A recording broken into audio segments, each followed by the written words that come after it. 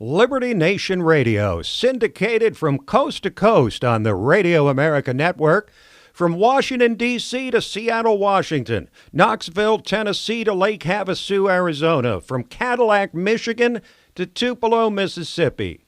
We really do appreciate all of you listening across America's fruited plain in the greatest country known to man. Say what? Say what? Say what? One more time. As we continue with our best of Say What for 2018, there's a tendency to focus on people who are famous or well known for one reason or another. But one of the most memorable speeches of the year was delivered by the most ordinary of Americans, a big black guy named Mark Robinson, dressing down the city council in Greensboro, North Carolina, on gun control. I've heard a whole lot of people in here talking tonight about this group and that group and domestic violence and blacks, these minorities and that minority. What I want to know is, when are you all going to start standing up for the majority? And here's who the majority is. I'm the majority. And Mark Robinson went on to explain logically, with common sense, what the left refuses to, that gun control only victimizes law-abiding citizens. I'm going to tell you what's going to happen.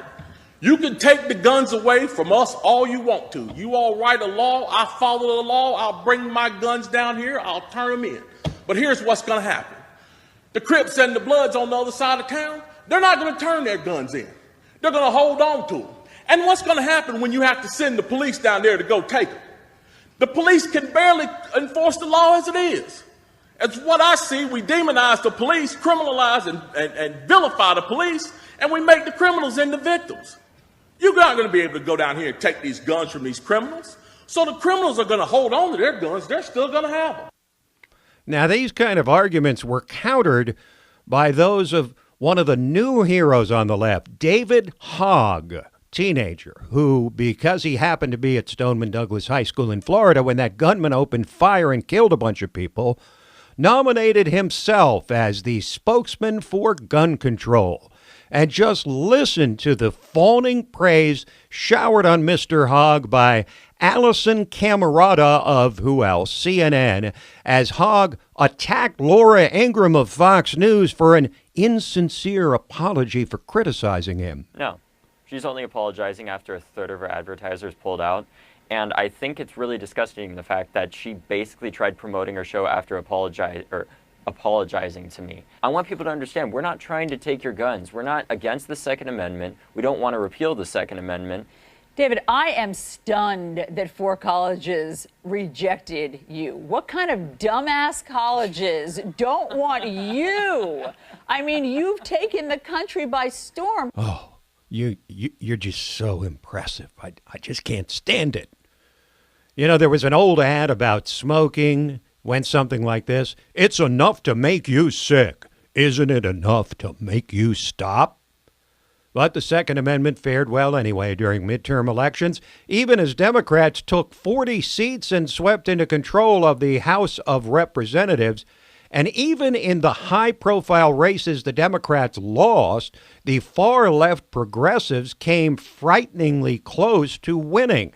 And as leftist political commentator Bakari Sellers observed, Andrew Gillum and Stacey Abrams and Beto O'Rourke did not lose, all right? And I know that they may not have won these particular races, but they fundamentally rebranded the Democratic Party. I mean, Stacey Abrams and Andrew Gillum showed that you could have progressivism and a black idiom, right?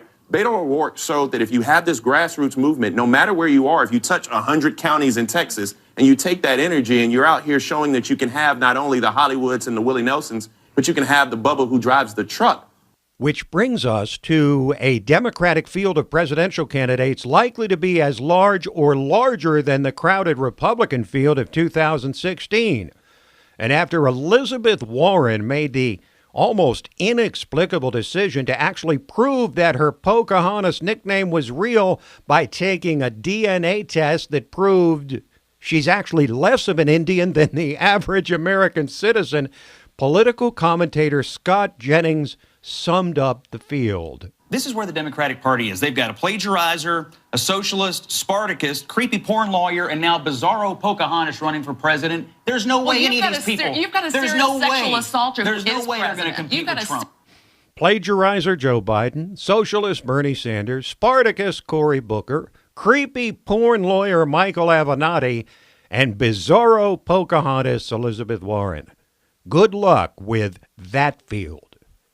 But for many, the story of the year was the confirmation process for Brett Kavanaugh to the Supreme Court, which was used as an opening curtain by Kamala Harris and Cory Booker for their inevitable presidential campaigns, and marked by protests stoked by leftists who paid people off the street to enter the Senate chamber and disrupt the proceedings. Listen to a guy who was in line and saw exactly what happened. There were people that had come along and had a bag of money, and the people would hand them a piece of paper and then they would give them money. So we knew that money was being exchanged for some of the people to be here just to protest. There was no depth to what their understanding was or anything, and they were actually told, we heard them say this and instruct them, when you go in, we want you to yell, to scream, and even to possibly get arrested.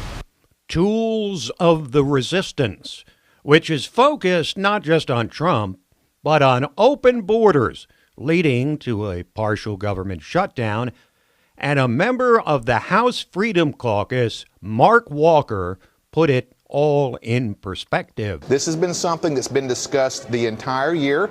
This is something that President Trump made the foremost kingpin foundation of his entire campaign and running for president. I think the time to deliver is now. Republicans, we have to be smart. We also have to have an exit plan of what this looks like long term. We want to make sure government employees are taken care of. But this is a hill that we should be willing to die on. A hill we should be willing to die on, and a mighty hill to climb. We saved the best or worst or most revealing statement for last. A short soundbite that reveals the not-so-hidden agenda of the resistance and unmasks their hopes of regulating speech, expanding the definition of hate speech, abridging the First Amendment. This is from Congressman Ted Lieu of Hawaii. I would love to be able to regulate the content of speech. The First Amendment prevents me from doing so. If only there wasn't that damn First Amendment.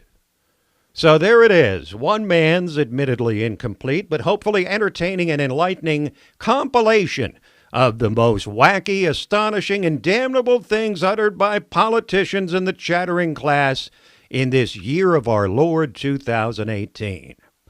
Quick break, and then we're back with 2018's most underreported and underrated stories affecting your individual liberty.